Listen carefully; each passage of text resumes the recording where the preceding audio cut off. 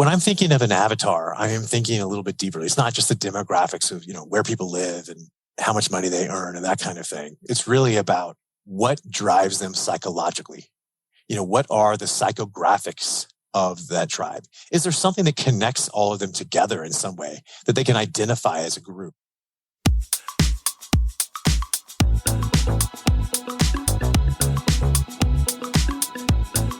Hey, it's the Profit Answer Man, Rocky Lalvani.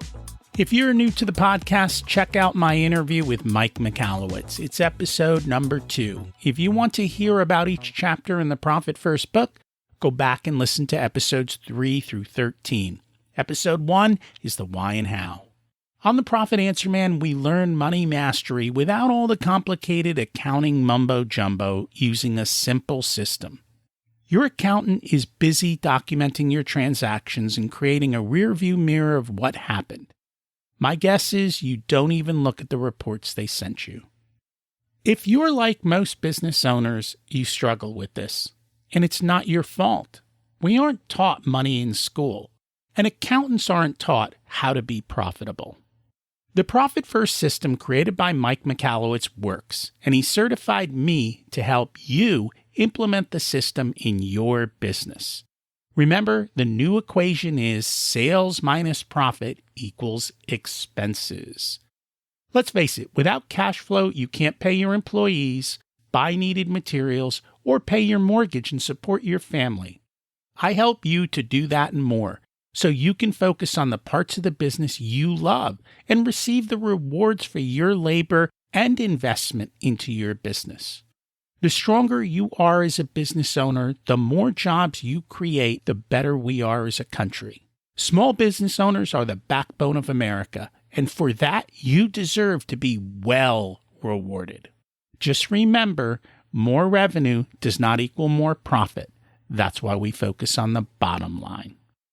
Hey, don't forget, second Thursday every month, we've got a Q&A call. I'll answer all your questions on Profit First, business finances, or anything you've heard on any of these podcast episodes, or even my other podcast, Richer Soul. You got a question from there?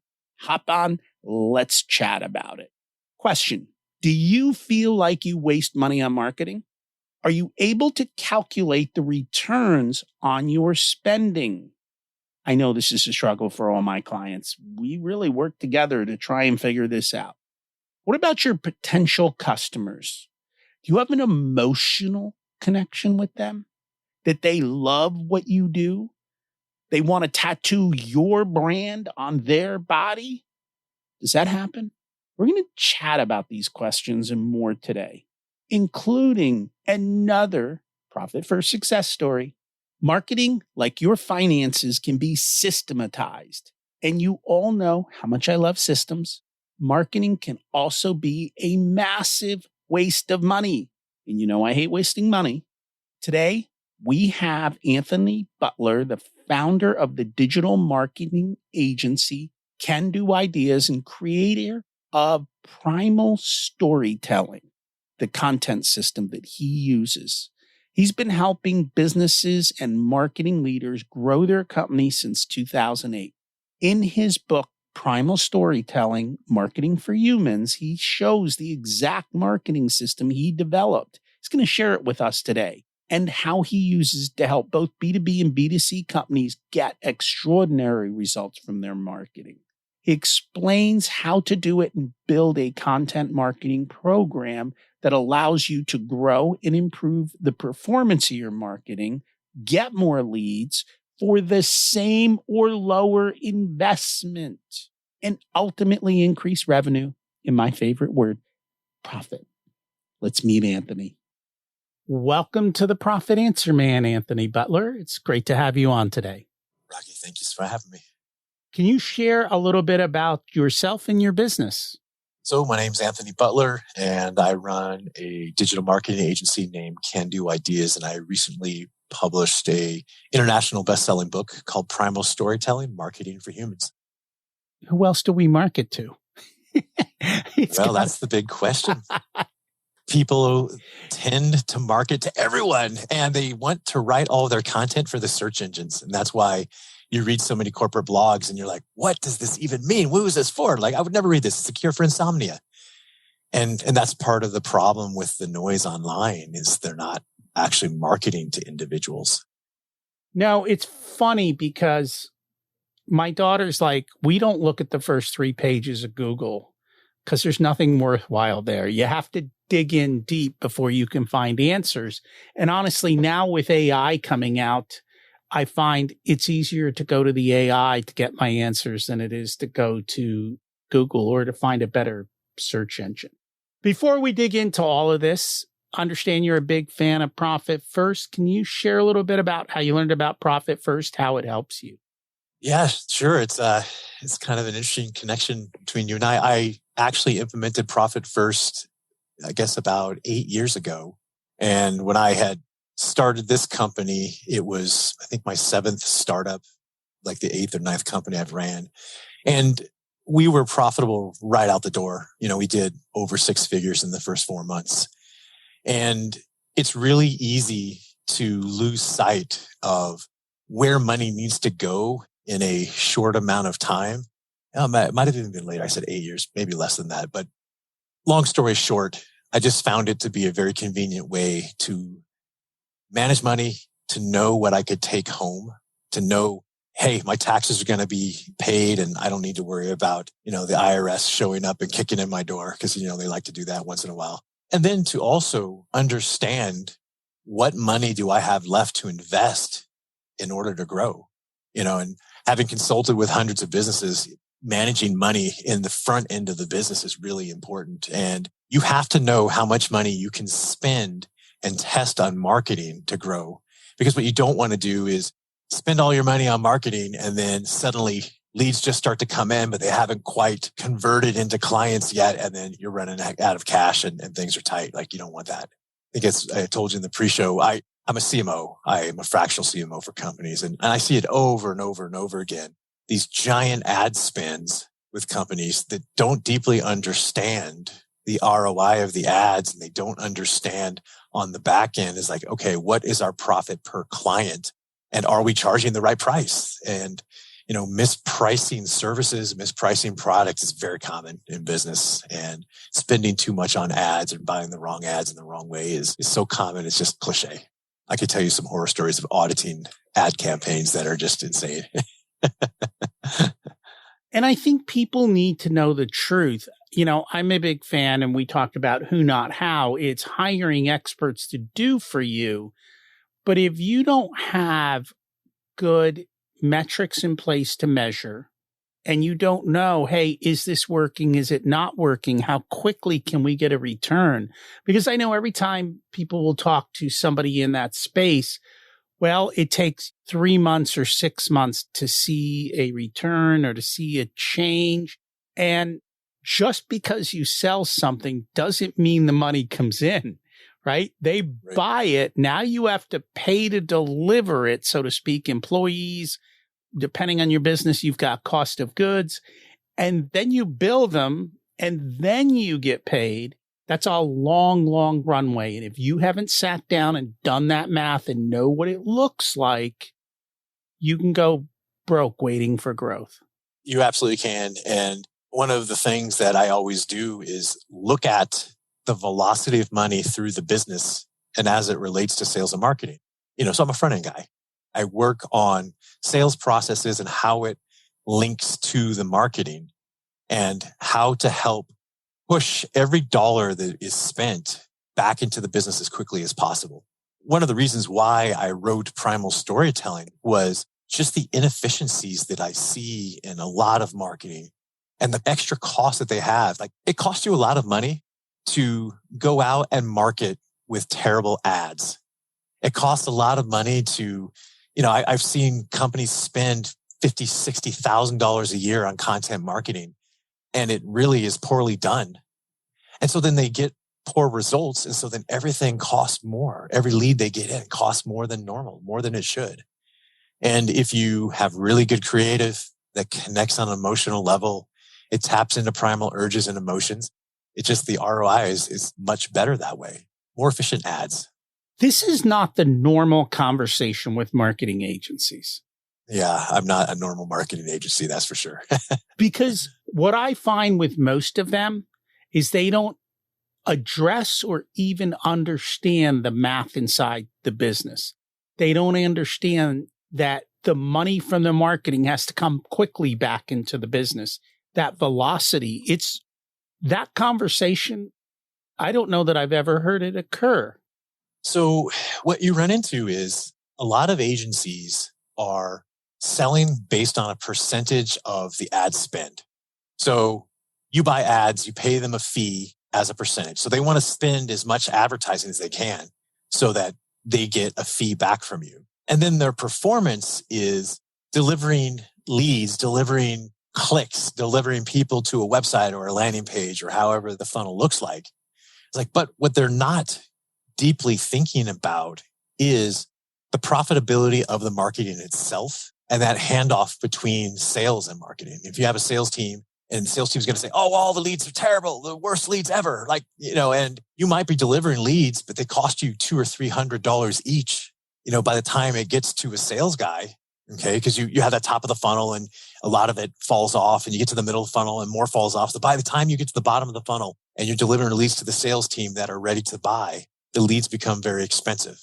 And if you don't do the math from all the way at the very beginning, where there's brand awareness, all the way to the end after you've delivered the product, the business is in jeopardy. That's why I'm a fan of accountants, believe it or not. I know a lot of people don't love accountants, but I'm a fan. And I came from a bootstrap environment where one of my earliest experiences was I was part of a tech startup in New York City. I was one of the first 30 or 40 employees. By the time I left, we had a 9-figure exit. So it was this tremendous success. But what I can tell you is there were times when that company almost went out of business because we almost ran out of money. And there's nothing worse than running out of money. Like, what's the number one goal of every business? Is stay in business. Number 2 goal is grow profitably. So when you bootstrap, the only way to grow profitably is to manage money on the sales and marketing in the beginning. Okay. And it's why so many companies refuse to market at all. They're like, oh, we're going to depend on word of mouth so that we can get some referrals and the referrals are free and then we'll grow. It's like, okay, you can do that for a little while. And that can be a strategy when you very first start. But eventually you run out of referrals. You need more growth and you can get referrals and then you must market. That's it. If you want to grow, you have to market. Yeah, that's where I come from. Do most accountants, have you found them to be helpful to understand the full cycle of the velocity of money through the company and how it all works? I find that a lot of accountants are more tax focused and they're not as focused on all of the metrics. And many of them, I don't see them as understanding the marketing side and then how it all truly ties in from there. I just happened to be on an executive team that had a CFO who was from the startup world, who deeply understood the math of a SaaS company. And he really, really understood about, hey, listen, we could easily go out of business delivering. So we've got to manage that front end spend. Like it's the most important thing. Because here's the thing. You don't have a wheelbarrow big enough to hold all the money that I can spend on marketing. Like I could spend it all. And the problem is, and this is what every company runs into, is that just a few months ago, I did an audit on a big software company in Austin, Texas, and they had spent tens of thousands of dollars on Google ads. And it just ran through their account like water. And Google took all of their money and they had got no leads. Like their ROI was 0. And then we started looking into it and we realized there was an audience problem. There was a messaging problem. They didn't really know who they're marketing to. Then they hired a different agency that was all based on data and they went into Facebook. Same thing, $25,000 later, all their money's gone. And for a small company to run through $50,000 and not have $100,000 back, $150,000 back or more, it's a problem. A lot more. It's an absolute problem. You need 2 or 3x coming out of that marketing spend, or it just becomes a problem unless, now I will caveat this. If you have a big investment coming in and you decide you're just going to buy customers. You can do that, but you're going to do it at a loss. And you've got to calculate the burn. You just have to. And so I think it really depends on your profit margin. Yep.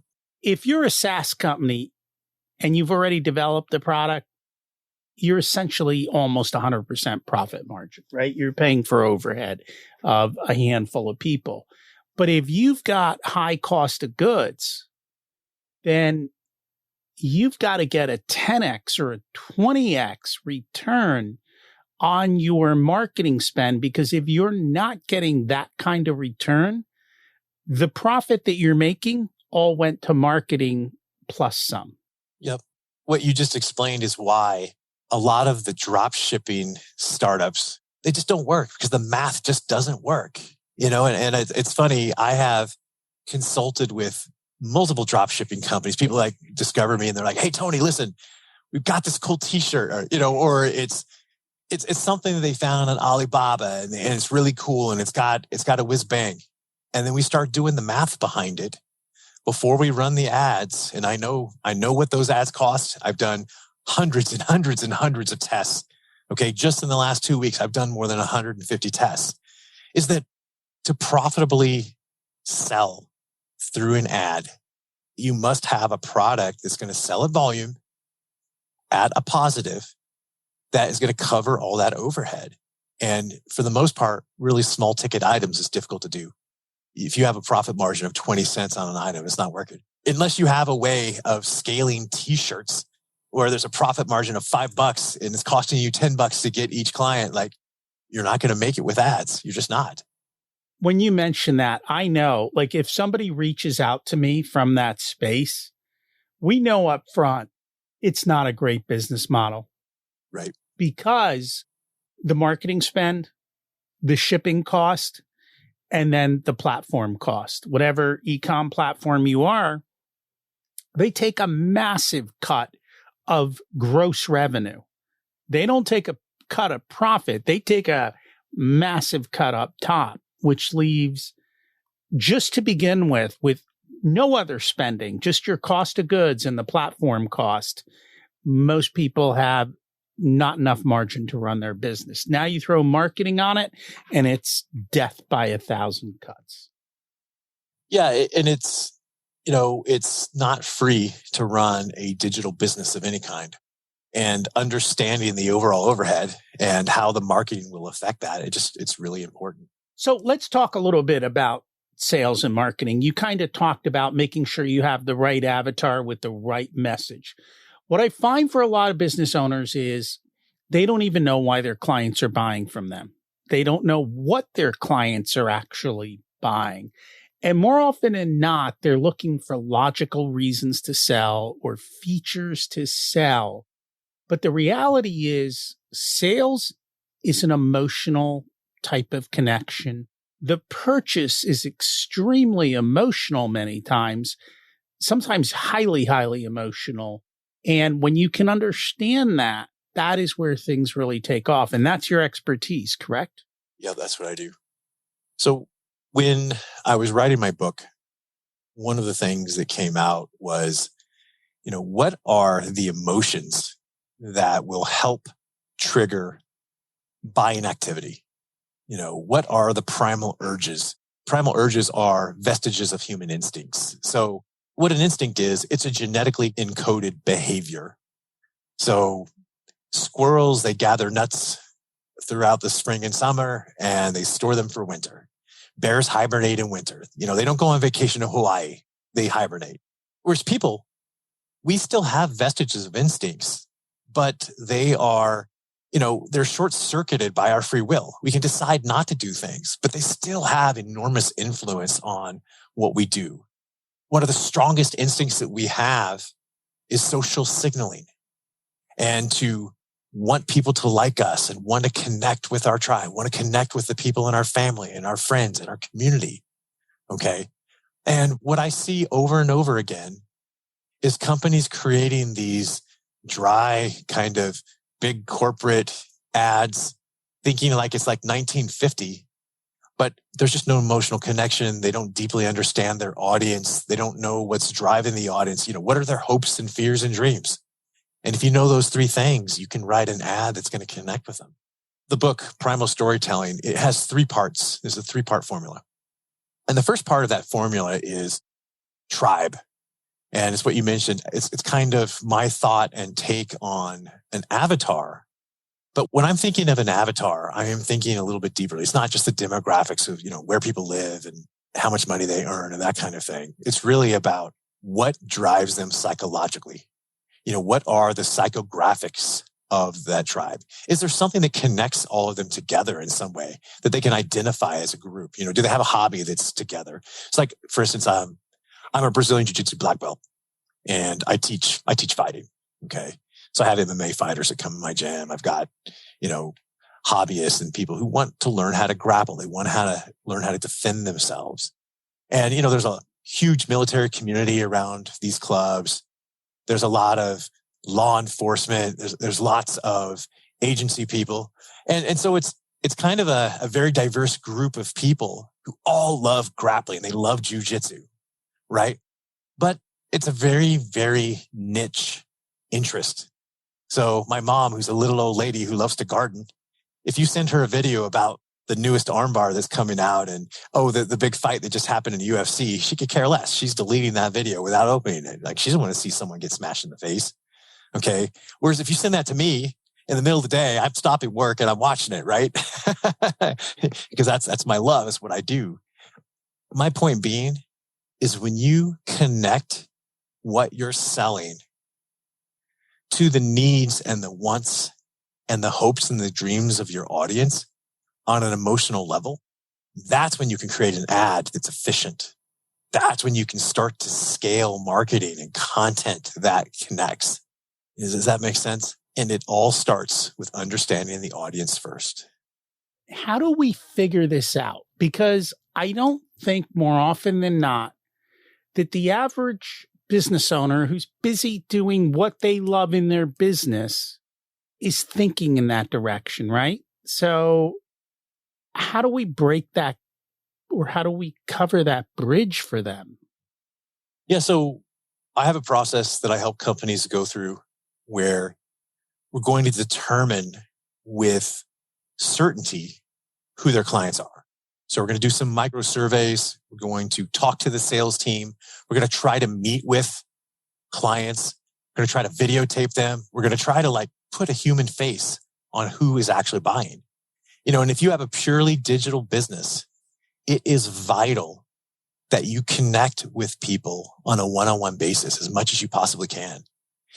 Connect with them on LinkedIn. Go and look at their profiles. Start to understand who they are.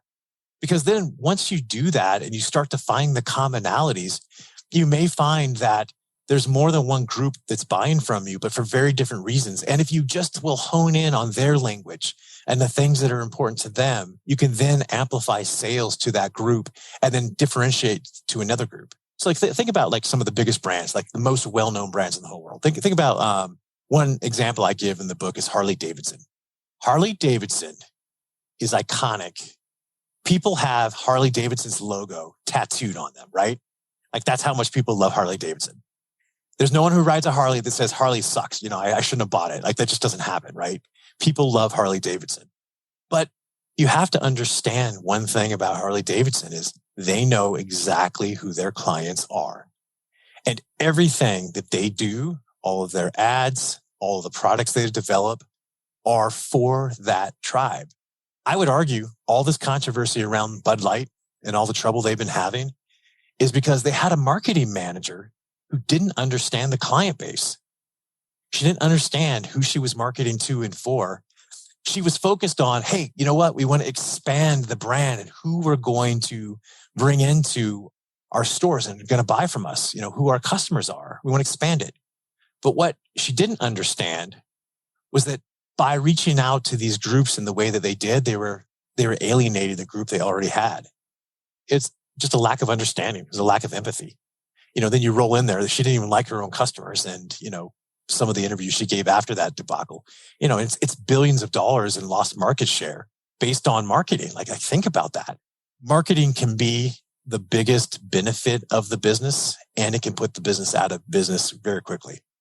And if anyone is paying attention to the news, there's a certain company that their marketing literally has tanked them from the number one beer brand in America to during the holiday weekend, their beer was on sale for 50% cheaper than everybody else's. And it was stacked up to the ceiling and it wasn't moving. Oh, really? And you're in Pennsylvania, right? I'm in Pennsylvania. Yeah. I just read Costco is dropping Bud Light nationwide. And they were selling in bulk and now they're not selling anymore. It's a giant hit. So their volume of sales is, I think they're out of the top 10 beers now, with no end in sight. It doesn't look like they're going to recover as far as I can tell. And they've just made a number of missteps, even reconnecting with their audience since that's happened. And it's just a lesson to everyone is understand who your audience is and love your audience.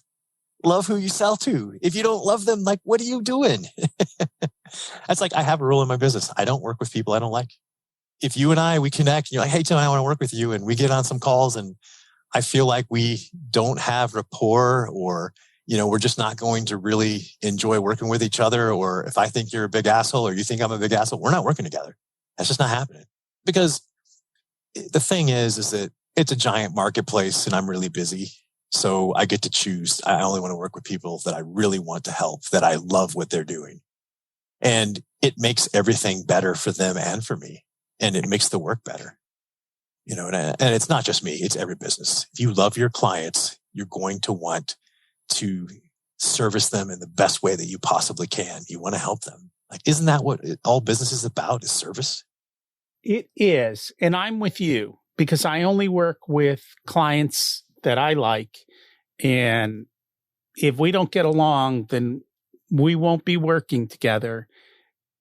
And I think that's the thing for business owners to understand is you want to be in that situation and you can get there over time, but you really have to focus and you have to be able to build yourself up to the point where you're okay saying no. Right. Yeah, you're right. That's the first time you say no to a really big deal that you maybe you need it, right? And I've said no to some deals that my wife's like, "Are you crazy?" and I said to her, "It's like, listen, money's important, but it's not the most important thing. Money's important, but it's not the most important thing." And I agree with you, but I think what I usually hear, because I hear the story after the fact, we finally got rid of client X. And morale went up 100% at work, right? Right. That client was sucking all the profit out of the company because they were so demanding and so this and so that. And I think when you say no, you make more money with less. And that's our goal. Right. Work less, make more. That's right. And interesting enough, the profit first system will let you know that you can fire that person because you're going to look into your operational account. You're going to know exactly where you stand. And you're going to understand, oh, I know how much money I have for the next 3 months. And you know what? If I say no to this deal right here, I'm not going out of business. I'm going to be fine. And that's power. It's decision-making power because you know exactly where you stand at all times. I'm not saying don't be an idiot. I'm not saying that I've never worked with anyone that I didn't like because I really needed a contract, because everyone has done that, especially in the beginning, right? And you're first getting started. But now I'm going on 10 years in and I have a strong business and I don't have to do that anymore and I won't. Good for you. So what is the one thing you suggest businesses should focus on when it comes to all of this? So the first thing, and we hit on it, is put together the data around your clients. Understand who they are. And if you don't understand who they are very granularly, spend time on that first. Okay. And why do I say start there? Because all of your marketing investment will be easier and you'll get a higher return if you really niche it down to small audiences. If you try to market to everyone, your marketing is not going to be efficient. It's not going to do well, and unless you're selling water to people in the desert and you're the only one that's got it, and they have to buy it, you've got to be efficient. And look, when you're efficient in the marketing and you create ads that connect, you'll get more clients that you really love. You'll put together an avatar that is really around who your biggest and best clients are so you can find more of them. I don't want to model my worst clients, the clients that are just driving me crazy, that are calling me 10,000 times a day and they're arguing and they want discounts. Like that's not who you want to model. You want to model that client that loves you, that pays happily because you're giving them something that is really valuable. So start there. And then the second thing is, don't publish content just because you think you need to publish content on social media to be part of the conversation. Okay. There are so many programs out there that companies are just pumping out tweets and Instagram posts and Facebook posts and LinkedIn posts that are absolute and utter nonsense that aren't helping anyone. If I see another company roll out a quote of the day on Twitter, I'm just going to gouge out my eye with a spoon. It's not valuable to anyone. And there's millions and millions and millions of corporate posts on every social media channel out there that no one reads, that no one cares about. So flip the switch, create content that people care about. Start a thought leadership program. Come up with something, an angle that's for your audience. And it doesn't have to have anything to do with your business. Okay, like think about this podcast. This podcast has a little bit to do with your business. Okay, and that's the relevant part to Rocky's business. Okay, you're a consultant, you're a fractional CFO, you help people manage money. But the whole rest of the content has nothing to do with you, right? It's a service to the client that they then connect with you around. And that's why podcasts are so good and they're popular and they're great for finding good clients, is because then they get to hear you, they get to feel what you think about, they get to see that they align with your values and some good ideas. Okay. You can do the exact same thing without a podcast with content. And it's the actual way to really scale a business. My LinkedIn content revolves around the road less stupid. The road less stupid. Oh, there you go. That's good. It jars people a little. And someone said to me, that's not whatever. And you really shouldn't use that word and this and that. And I was like, you know what? When I work with business owners, we're going to get in the trenches. It's not always going to be a polite conversation. And if that is going to set you off, I would prefer to push you away now. Because we're just not going to be good at working together, because I'm going to tell you that some of your decisions just aren't the wisest, and we'll show you the math and you can figure it out on your own quite easily. And so that's kind of what we do. And I find that to be, I tend, as you said, this podcast attracts people to me who are in sync with what I do. And if it's not, they go away and I don't even know they were here. Right? They listen and they leave. And I'm okay with that. We're highly specific on who we want to work with. And we're okay with everyone else walking away. It's all good.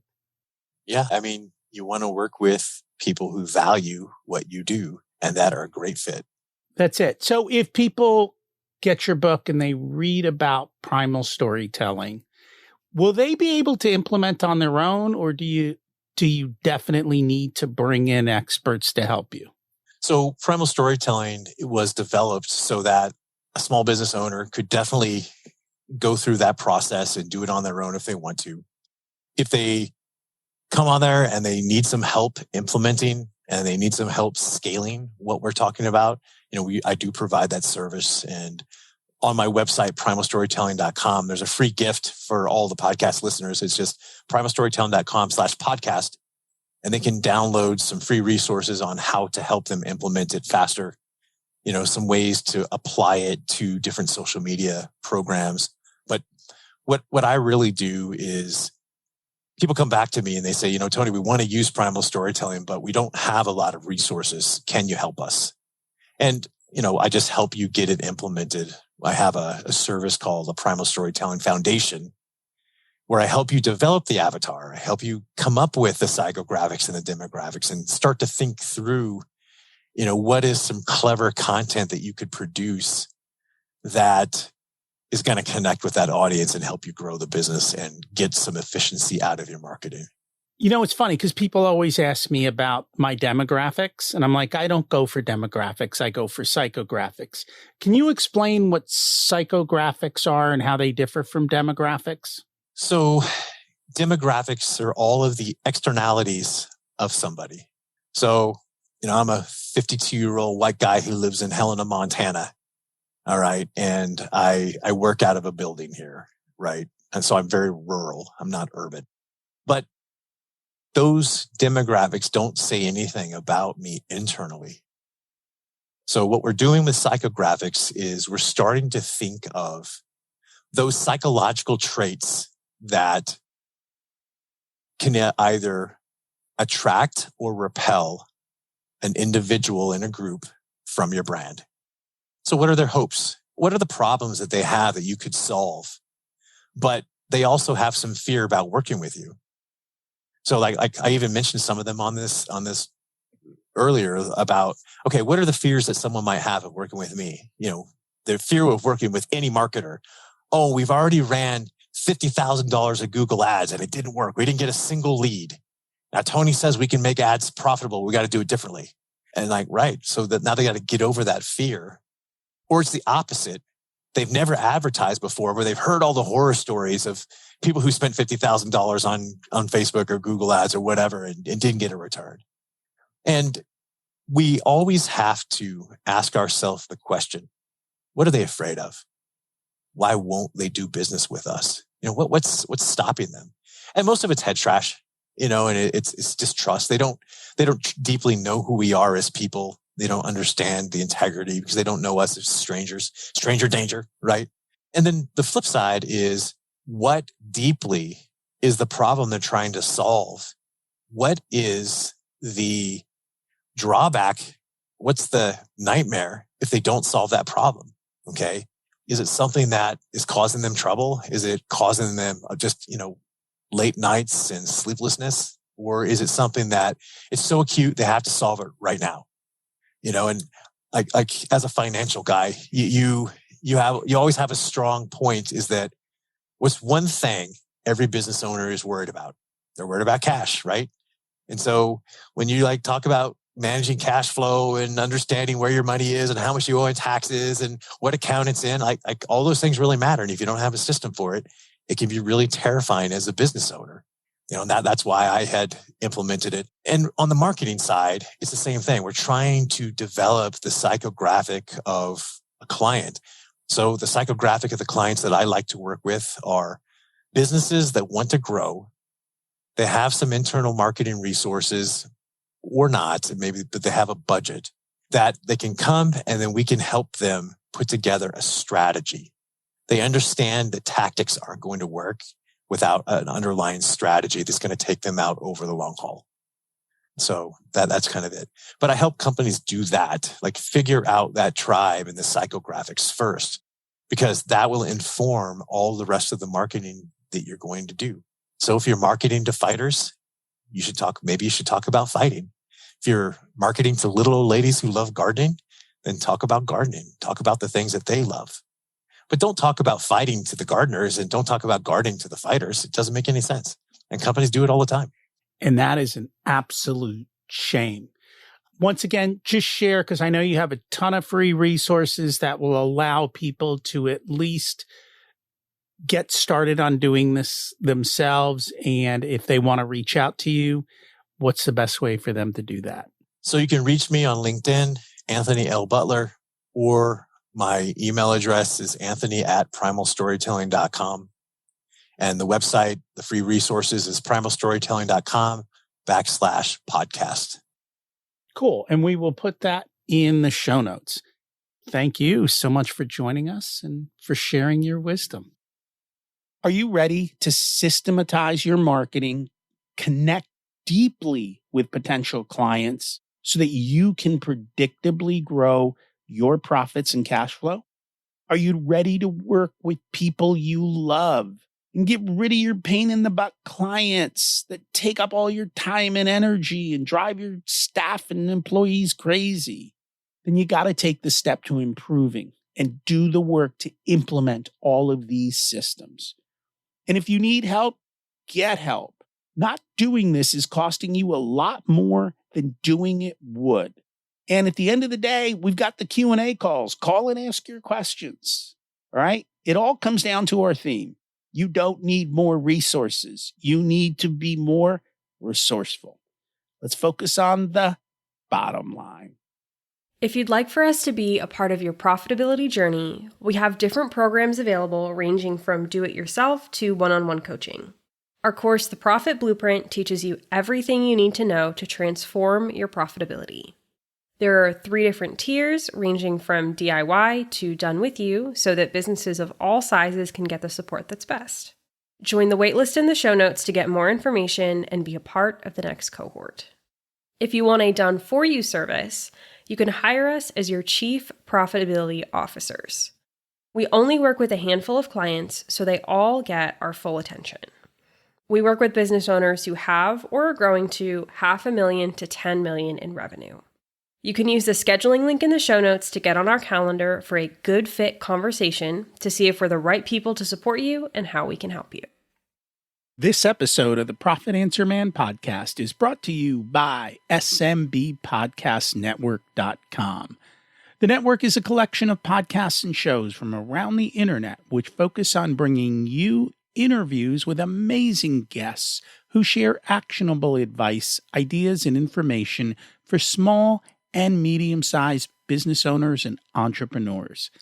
Visit www.smbpodcastnetwork.com to find more great shows and easily subscribe to be notified of new episodes. It's a great way to discover quality content. If you've discovered us via the network, then I hope you enjoy today's show and will consider subscribing directly so you never miss our episodes. Remember to check out my other podcast, Richer Soul, where we talk about how to live the ultimate life and be the best business owner you can be. As we close out, let's repeat the mantra. Revenue is vanity, profit is sanity, and cash is king. Have an abundant and profitable week.